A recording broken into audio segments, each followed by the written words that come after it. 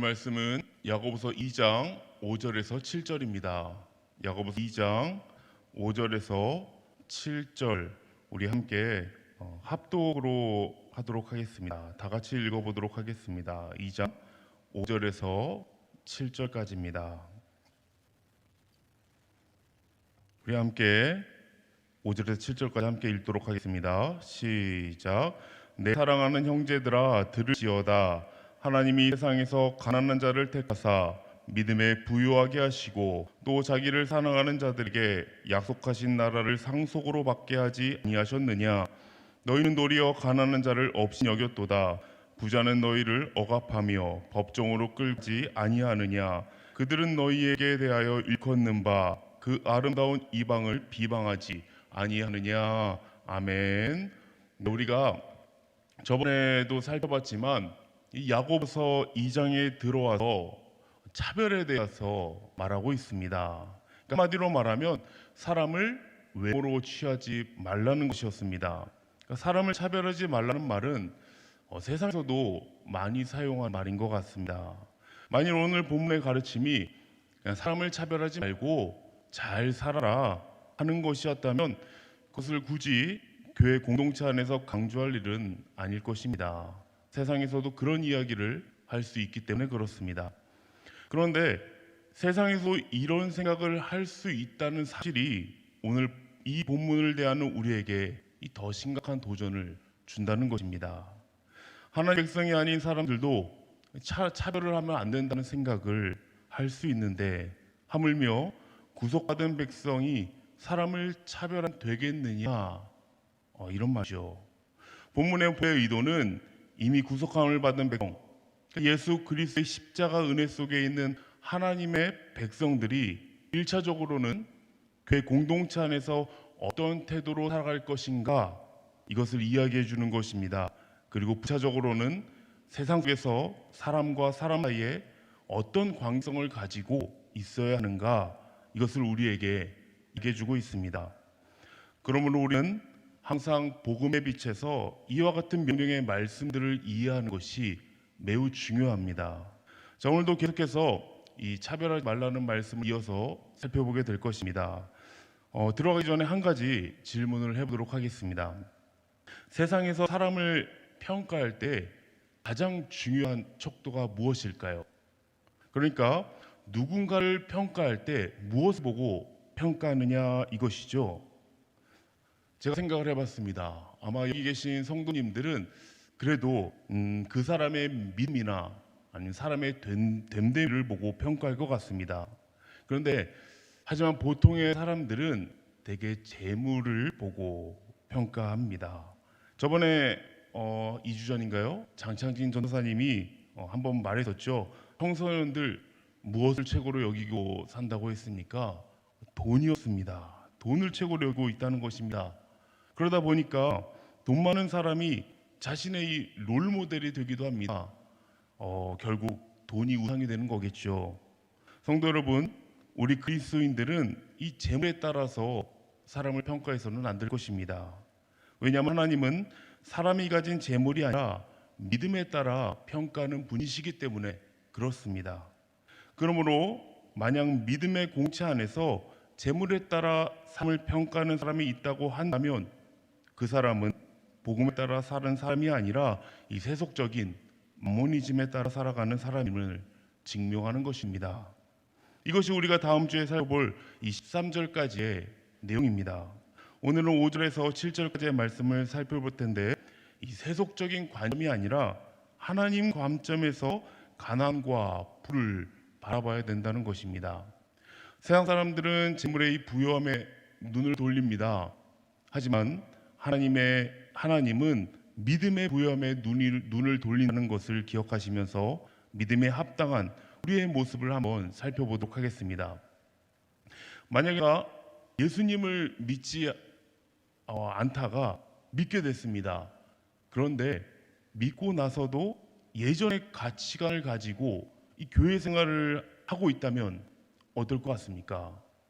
아마 모든 것이 괴롭지 않을까 생각이 듭니다. 그리고 뭘 해도 눈치가 보이지 않을까 생각이 들더라고요.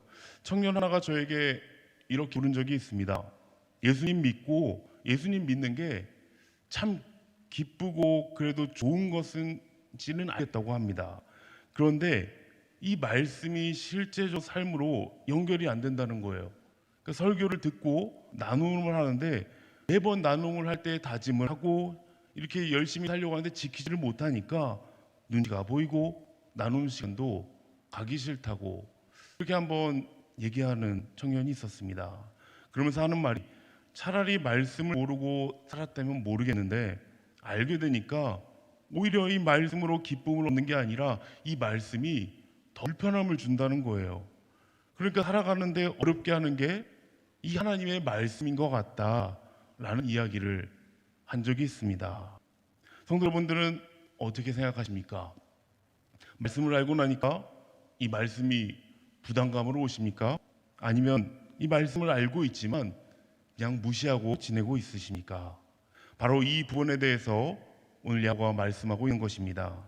주님의 영광을 본 자는 사람을 차별하지 않는다는 것입니다. 자, 질문을 하나 더 해보도록 하겠습니다. 내가 예수를 믿고 나니까 돈이 많아졌습니다.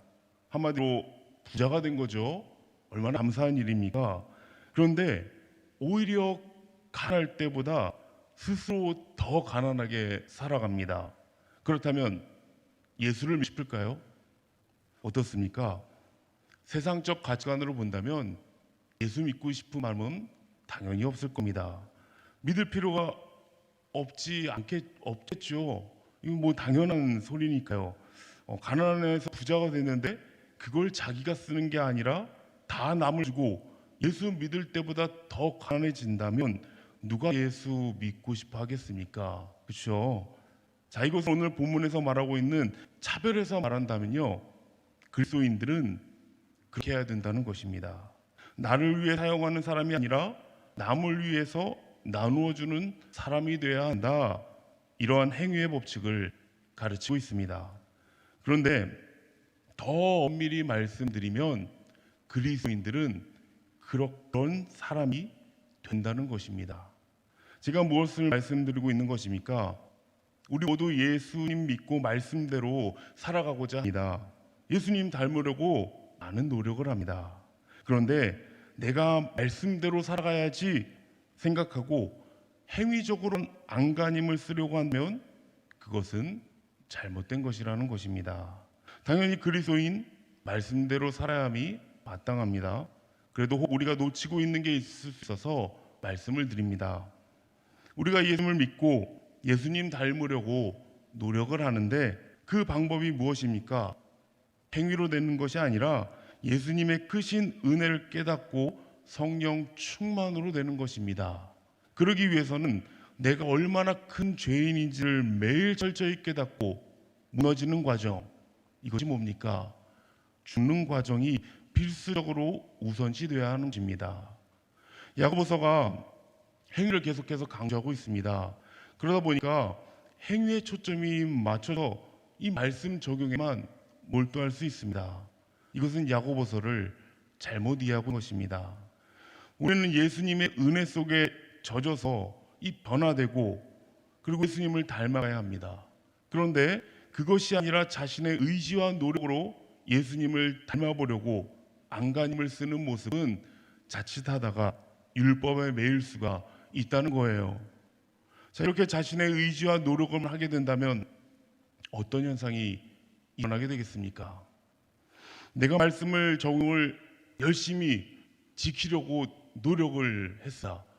말씀 지키려고 열심히 노력을 했는데 눈에 띄는 변화가 보이지 않는 거예요.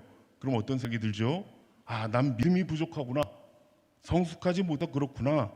자책을 하게 된다는 겁니다. 반대로 노력을 했는데 막 성품의 변화가 일어납니다.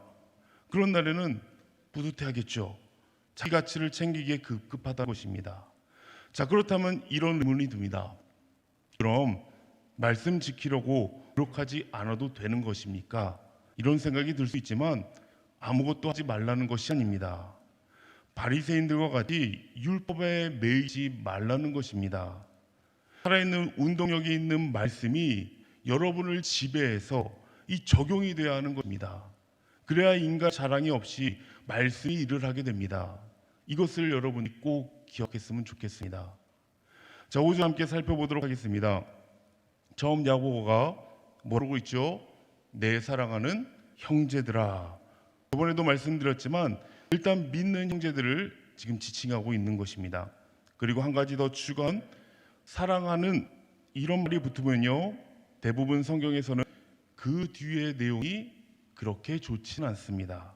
여기 계신 분들은 성경을 많이 봐서 알겠지만 대부분 사랑하는이 들면 쓴소리를 합니다.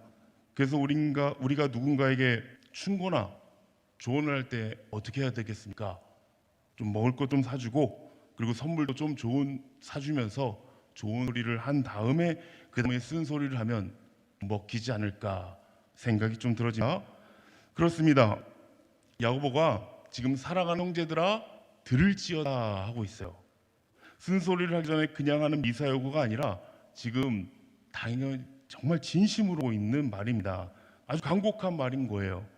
지금 우리 교회에게 말한다면 이렇게 말할 수 있을 것 같습니다.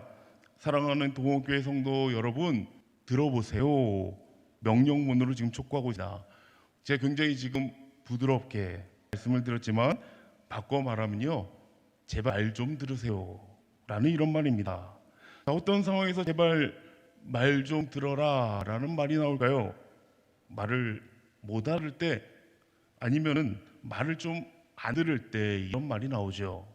지금 이 상황은요, 유대인 그리스도인들이 넘지 못하는 한계라고도 할 수 있습니다. 어떻게 보면 우리의 현실이기도 합니다. 그러니까 들지어다 뒤에 있는 내용은 우리가 박수치면서 고개를 막 끄덕이는 내용이 아니라 안 되는 겁니다.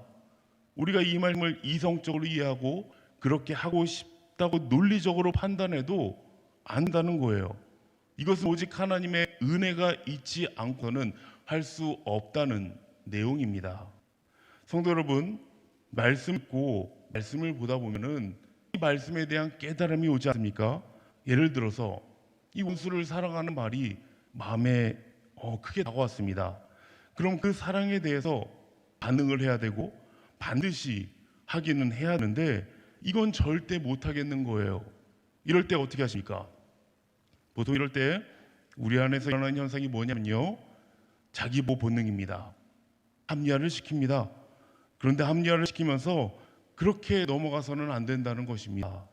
반드시 해야 하는 것과 죽어도 못하겠다는 이 죄성이 부딪힐 때 우리가 꼭 해야 되는 것이 있습니다. 그건 뭐냐면 회개입니다. 회개는요, 절대적으로 해야 하는 하나님의 말씀을 따라 절대로 하지 않겠다는 자기의 절대정신, 이것을 깨트리는 것입니다. 이것이 날마다 죽어야 하는 과정입니다. 성도 여러분, 지금 여기서 다루려고 하는 차별의 문제, 우리가 반드시 극복해야 하는 문제입니다. 차별하지 마세요가 아닙니다. 차별하지 않을 수 있는 사람이 되는 것을 목표로 사셔야 됩니다. 즉, 차별하지 않을 수 있는 것이 아니라 차별할 필요가 없는, 차별이 되지 않는 사람이 되어야 한다는 말입니다. 5절을 한번 다시 읽어보면 좋겠습니다. 5절 다시 한번 우리가 한번 읽어보도록 하겠습니다. 시작. 내 사랑하는 형제들아 들을지어다.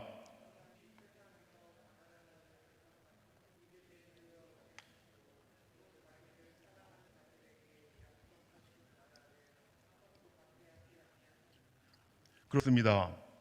이것을 달리 번역하면요, 하나님이 세상에는 가난하고 믿음에는 부유한 자들을 선택하지 아니하셨냐, 이렇게 말할 수 있을 것 같습니다. 그러니까 하나님이 선택한 자들은 세상적으로 가난하지만 믿음에는 부유한 자들이라는 뜻입니다.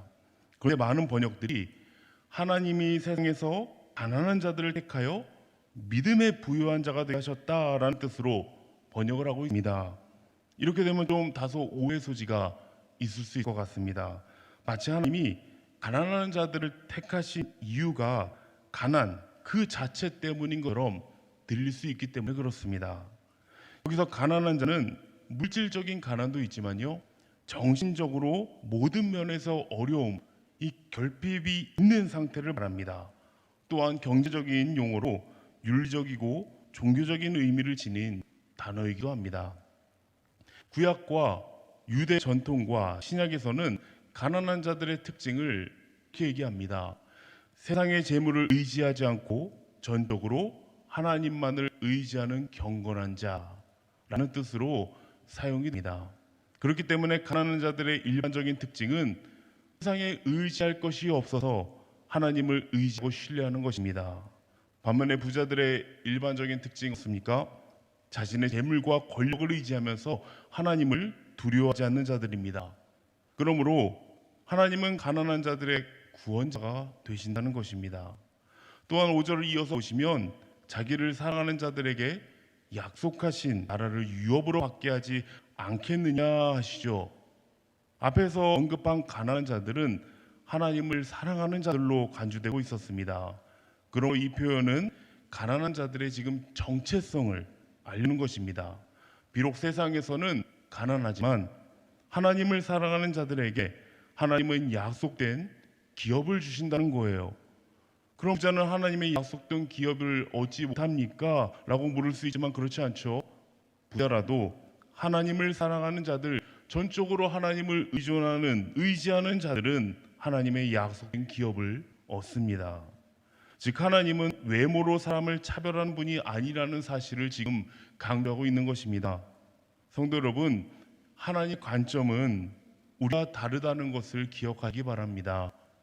하나님은 재물을 떠나서 오직 믿음에 부유한 자를 택하십니다. 이것을 우리는 늘 기억해야 할 것입니다. 6절을 한번 함께 읽어보도록 하겠습니다. 시작. 너희는 도리어 가난한 자를 업신여겨도다. 부자는 너희를 억압하며 법정으로 끌고 가지 아니하느냐. 야고보는 부자들을 환대하고 가난한 자들을 무시하는 것이 얼마나 모순되고 어리석은 행위인지를 지적합니다. 만약 부자들에게 특별 대우를 했던 사람들이 혹시라도 그들을 의지해서 어떤 세상적인 도움이나 이 안전을 보장받으려고 생각했다면 그것이 얼마나 어리석은 짓이냐라는 겁니다. 왜냐하면 부자들은 그들을 돕는 자가 아니라 압제하고 핍박하는 자들이기 때문에 그렇습니다.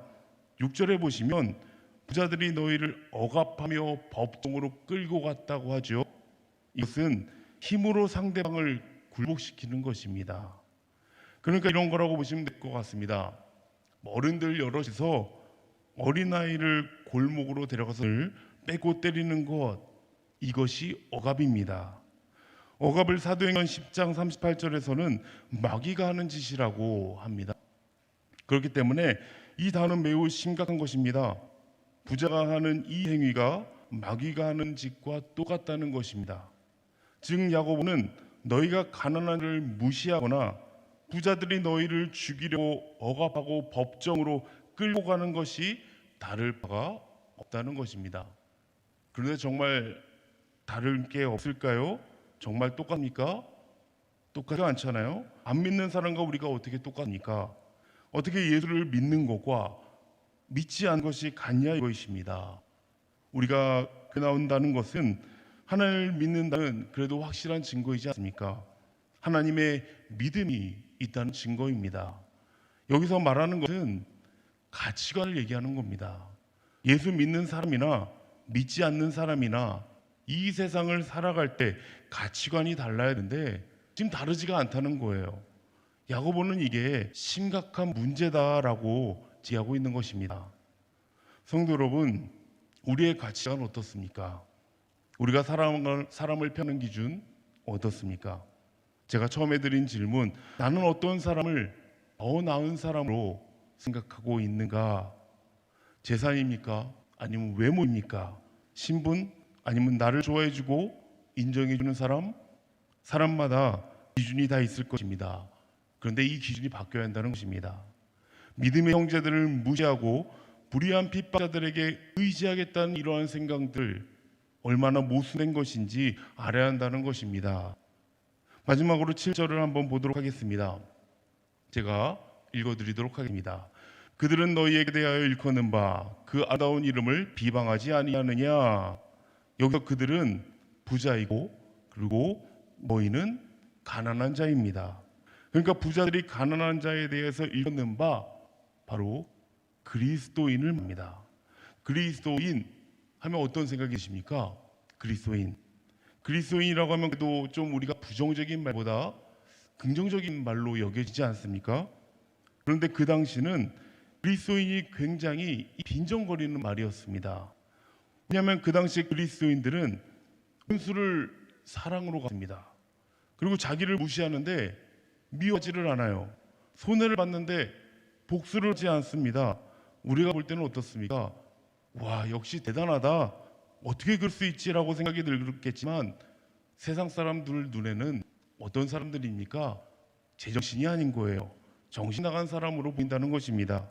그래서 그때 당시 그리스도인이라고 불렀던 것은 부정적으로 비꼬는 말입니다. 마치 옛날 우리나라에서 기독교인들을 어떻게 불렀나요? 예수쟁이라고 불렀죠. 그렇게 초대교인들의 삶은 거룩한 삶이었습니다. 세상의 도덕 수준을 이 능가한 삶을 살았었습니다. 그런데 오늘날은 어떻습니까? 세상적 도덕적 수준을 능가하지가 않습니다. 때문에 세상 사람들은 우리를 기독교라 부르지 않고 개독교라 불렀습니다. 예전에는 본인은 교회를 나가도 자녀들은 교회 보냈습니다. 그래도 교회가 좀 괜찮고 교회에 나가면 그래도 사람이 좀 더 온유해지겠지라는 마음으로 자녀들은 자기나 믿어도 자녀들은 교회에 보냈어요. 교회를 인정했으니까요. 그런데 요즘은 어떻습니까? 그런 부모들을 제가 요즘에 본 적은 없는 것 같습니다. 이래서 지금의 그리스도인들은 말씀대로 살아서 이 부정적으로 보는 것이 아니라 그냥 부정적으로 보면서 비방을 하고 있습니다. 그런데 도덕적 수준을 뛰어넘는 초대교회 당시에도 비방받았다는 거예요. 지금 이 말은요, 말씀을 잘 지켜서 도덕적으로 행했을 때 비방을 받느냐 안 받느냐 이게 아니에요. 이 세상을 살아가면서 우리는 잘해도 비방을 받을 것이고 못해도 비난을 받을 것입니다. 예수님 말씀하지 않습니까? 너희가 욕먹는 것 누구 때문이다? 다 때문이다. 이것을 잊지 마시기 바랍니다. 그래서 7절 보시면 아름다운 이름이 나옵니다. 이 아름다운 이름이 구체적으로 무엇인지는 설명을 하고 있지는 않습니다. 하지만 대부분 이것을 그리스도를 가리키고 있습니다. 성도 여러분, 우리가 믿는 그리스도는 아름다운 분이시기 때문에 우리가 어떤 이름으로 어떤 모습으로 살지라도 우리는 아름다운 이름을 가진 자들입니다. 그리스도는 비록 억압당하고 비방받으며 살아갈지라도 반대로 그리스도인은 그렇게 하지 않을 수 있는 사람입니다. 그럼에도 불구하고 우리 자신을 보면 어떻습니까? 온전치가 않잖아요. 여전히 문제가 있고 차별이 있고 내 안에 문제가 일어나지 않습니까? 나도 모르게 막 차별이 일어나지 않습니까? 이것을 극복할 수 있는 것이 무엇이겠습니까? 5절 처음에 나오고 있습니다. 야고보가 내 사랑하는 형제들아 하죠. 바로 사랑입니다. 차별이 일어나지 않을 수 있는 것이 바로 사랑입니다. 우리가 다음에 8절부터 이 사랑에 대해서 함께 나누게 될 것입니다. 사랑하는 동국교회 성도분, 이 주님의 사랑을 회복하시기 바랍니다. 그 사랑만이 모든 허물을 덮고 어떤 상황 속에서도 차별하지 않을 수 있는 것입니다. 특별히 예수의 사랑 안에는 십자가가 있고 부활이 있습니다. 제가 처음에 말씀드렸지만 자기 부정, 날마다 죽는 거예요. 그러니까 내가 얼마나 큰 죄인인지를 매일 철저히 깨닫고 무너지는 과정, 이것이 필요하다는 것입니다. 그래서 전적으로 예수 그리스도만 의존하는 이 사랑 꼭 회복하시기를 축복합니다. 우리 동교회 모든 성도님들이 또한 주님의 사랑을 회복해서 그리스도인의 일꾼으로 살아가시기를 주님 이름으로 축복합니다. 아멘. 우리 함께 오늘 말씀을 생각하시면서 우리 함께 찬양하고 자리로 나갔으면 좋겠습니다. 우리 함께 하나님의 사랑을 사모하는 자, 함께 찬양하고 우리 함께 기도의 자리로 나가겠습니다. 하나님의 사랑을 사모하는 자, 우리 함께 찬양하도록 하겠습니다.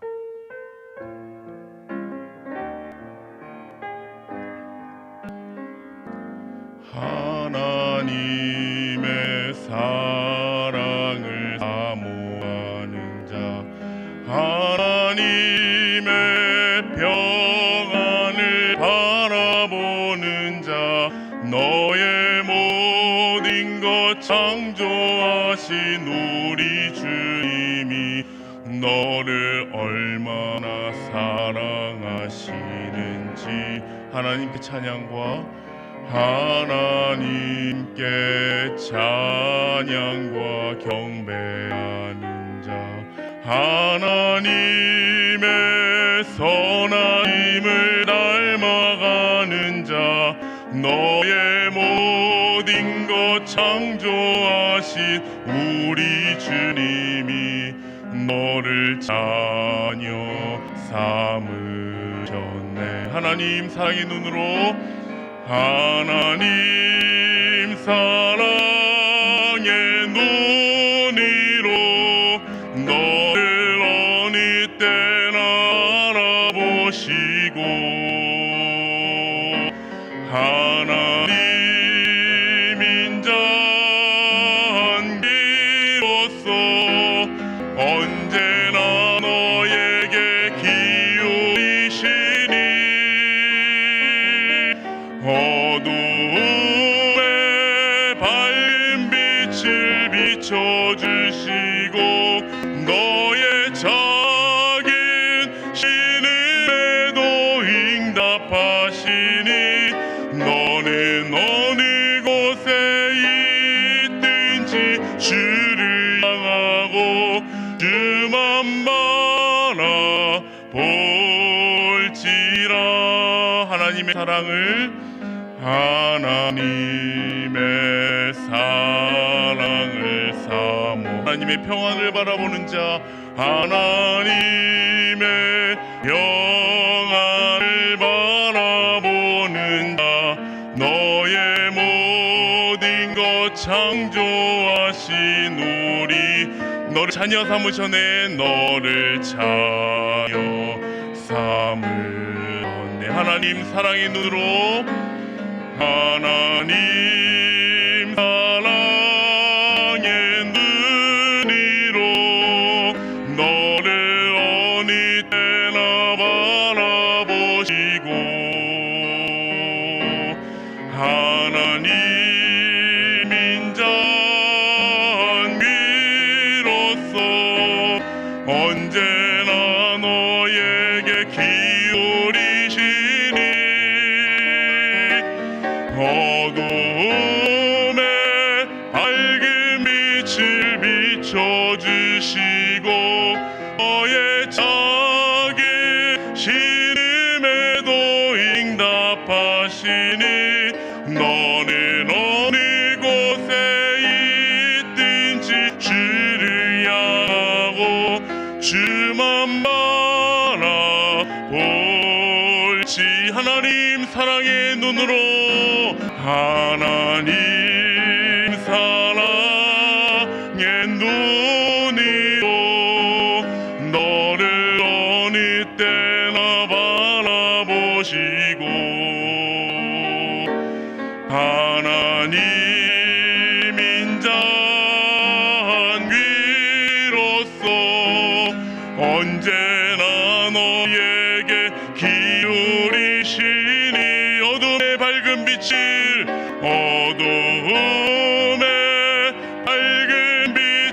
비춰주시고 너의 작은 신음에도 응답하시니 너는 어느 곳에 있든지 주를 향하고 주만 바라볼지라. 주만 바라볼지라. 주만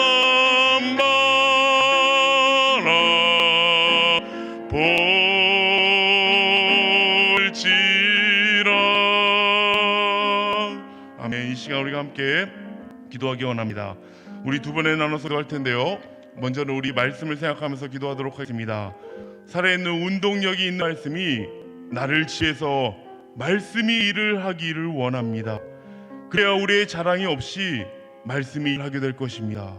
이것을 우리가 첫 번째로 기도하기 원하고요. 두 번째로는 전적으로 예수 그리스도만 의존하는 이 사랑을 회복하기 원합니다. 그러기 위해서는 날마다 죽는 과정, 내가 얼마나 큰 죄인인지를 철저히 깨닫고 무너지는 과정이 필요합니다. 날 위해 십자가 지신 그 주님의 사랑 회복되기를 함께 기도하도록 하겠습니다. 그리고 마지막으로 가을 세상 사역 통해서 모든 가정들이 주님의 은혜와 회복이 있게 해달라고 우리 같이 세 가지 기도 제목 갖고 우리 주여 한번 외치고 기도 나가도록 하겠습니다. 주여,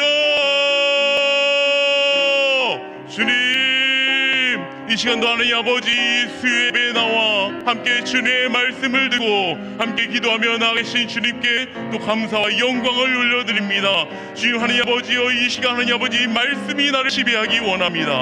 온전한 그리스도 예수 그리스도의 말씀이 나를 지배해서 하나님 아버지 내가 일을 하는 것이 아니라 하나님 말씀이 아버지 일을 하기 원합니다. 정말 하나님 아버지 내가 나의 유익과 만족으로 하나님 아버지 일을 하는 것이 아니라 정말 하나님 아버지의 말씀이 일을 할 수 있도록 주여 온전히 그 말 붙잡고 겸손하게 나가게 하여 주시옵소서. 늘 하나님 앞에 겸손하기 원합니다. 주여 아버지 사랑하는 하나님 아버지 그리스도인의 일꾼이 아니라 하나님 말씀에 아버지 순종을 겸손함으로 하나님 아버지 나아갈 수 있도록 주께서 하나님 아버지 역사하여 주시옵소서. 주님이 은혜를 부어 주시옵소서. 또한 하나님 아버지 우리가 예수 그리스도와 의존하는 그 사랑이 다시 회복되기 원합니다. 하나님 그 사랑이 회복되기 원해서는 하나님 날마다 죽는 과정이 필요합니다. 내가 얼마나 큰 과정이 하나님 큰 죄인인지 하나님 아버지 철저히 깨닫고 하나님 무너지는 과정 늘 주 앞에 회개하는 삶을 살기 원합니다.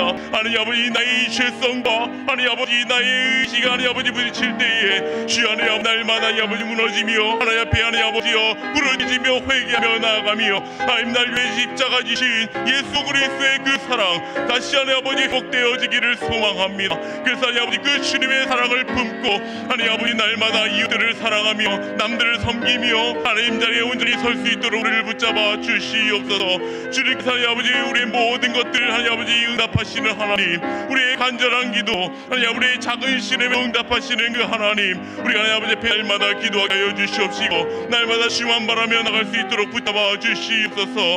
우리를 늘 사랑의 눈으로 바라봐 주시고 인도해 주시옵시고 우리가 무너진 자리에서 다시 한번 일어날 수 있도록 우리를 붙잡아 주시고 성령님께서 하나님 아버지 만져주시기 원합니다. 또 하나님 아버지 가을 신방 사역을 통해서 모든 가정들이 주님의 은혜와 회복이 있기 원합니다. 주 하나님 아버지 회복시켜 주시옵시고 하나님 말씀으로 살아나게 하여 주시옵시고 하나님 아버지 간들이 다시 하나님 아버지 기도할 때에 그 가정에 신방이 있을 때에 다시 예배 자리가 하나님의 삶의 예배가 다시 하나님 아버지 모든 것들이 회복되어지는 놀라운 주님의 역사와 능력이 나타날 수 있도록 주께서 하나님 아버지 인도하여 주시옵소서. 그래서 역사하신 예수 그리스도를 바라봅니다. 오늘도 하나님 아버지 우리의 기도에 응답하시고 서사시는 대로 인도하여 주시옵소서.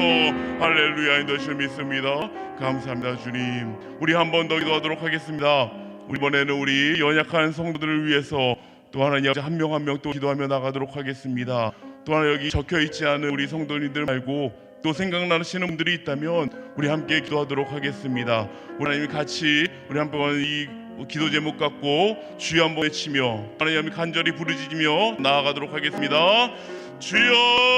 주여, 하나님 아버지 우리 함께 또 이렇게 또 기도를 합니다. 연약한 이들을 위해서 또 하나님 지치고 마음이 하나님 아버지 아픈 이 환우들을 위해서 몸이 하나님 아버지 회복되지 못한 우리 환우들을 위해서 한 명 한 명 기도하며 나아갑니다. 우리 찬우 집사님 붙잡아 주시고 더욱더 하나님 아버지 또 이전체가 더욱더 하나님 아버지 좋은 결과가 있을 수 있도록 모든 치료가 하나님 아버지 주 안에서 완벽하게 이루어질 수 있도록 주께서 은혜를 베풀어 주시옵소서. 주의 역사를 부어 주실 믿습니다. 우리 최성 권사님도 하나님 아버지요 정말 하나님 아버지 잘 하나님 낳게 주셔서 감사합니다. 죄를 통해서 완벽하게 하나님 치료가 되어서 다시 예배 자리에 나올 수 있도록 붙잡아 주시기 원합니다. 또 하나님 엄동정 어머님도 하나님 아버지요 이렇게 걸을 수 있게 하신 주님 감사합니다. 온전한 치료가 회복을 위해서 더욱더 함께 기도하며 다시 예배 나올 수 있도록 붙잡아 주시옵소서. 우리 임신영 권사님도 정말 아버지 골수증 항암 치료가 잘 되어서 하나님 아버지 다시 회복의 은혜의 역사가 이루어질 수 있도록 붙잡아 주시기 원합니다. 우리 정원사님 정말 시술을 위한 아버지요 정말 많은 아버지 또 아픈 가운데 있는데 온전한 회복을 위해서 같이 함께 기도하며 나아갑니다. 주께서 하나님 아버지요 치유하여 주시옵소서. 우리 성현아 선도도 수술을 위한 아버지 온전한 회복을 위해서 함께 기도하며 나아갑니다. 주 하나님 아버지 다친 곳이 속히 하나님 아버지 회복되어질 수 있도록 잡아주시기 원합니다. 우리 정업기 원사님도 허리 수술 후에 또 하나님 아버지 정말 아픈 곳이 다시 일어설 수 있도록 하나님 그 뼈가 다시 하나님 아버지 치유될 수 있도록 하나님 아버지 회복을 위해서 위해서 같이 기도하며 나옵니다. 붙잡아 주시옵소서. 김순 권사님도 하나님 아버지여 우리 골절이 완전히 아물어졌어. 하나님 아버지 다시 하나님의 강한 몸으로 온전하게 걸어다니며 하나님을 예배하며 다시 설 수 있도록 붙잡아 주시기 원합니다. 우리 임보덕 권사님, 영규로 집사님도 또 하나님 아버지 같이 온전한 회복을 위해서 기도하며 나아갑니다. 영원히 예배의 자리에 나오게 하신 주님 감사합니다. 늘 예배하는 것을 잊지 아니하고 주님과 함께하며 주님 예배하는 것이 큰 기쁨으로 될 수 있도록 정말 이 자리를 나올 수 있도록 건물 주관하여 주시옵소서. 지쳐 못하는 이도 하나님 아버지 잡아주시고 온전한 치료 회복을 함께 기도하며 나가오니 주께서 붙잡아 주기 역사여 주시옵소서. 우리 김대희 성도님도 하나님 아버지 여기까지 하나 치료 하나님 아버지 잘 감당하게 하여 주시옵시고 그 치료의 온전 회복을 위해서 같이 도와오니 주께서 하나님 아버지 붙잡아 주실 줄 믿습니다. 또 하나님 아버지 이 자리에 없는 우리 많은 성도님들이 있습니다. 주 하나님 아버지 마음이 다친 성도님들 하나님 아버지 마음이 회복되게 하여 주시옵시고 주님의 사랑을 보셔서 하나님이 하나님 아버지 다시 하나님 아버지 주님의 사랑으로 모든 것들이 하나님 아버지 회복되어질 수 있도록 붙잡아 주시고 인하여 주시옵소서. 몸이 불편하고 아픈 우리 성도님들 치유하여 주시옵시고 다시 이 자리가 하나님 아버지 가득 채워지는 놀라운 역사가 있을 수 있도록 주께서 역사 인도하여 주시옵소서. 감사합니다 주님. 우리가 한 모든 기도들 주님께서 들으신 줄 믿습니다. 주님께서 하나님 아버지 들어주시고 응답하여 주시고 서하신 뜻대로 응답하여 주시옵소서. 감사드리며 예수님 이름으로 기도합니다.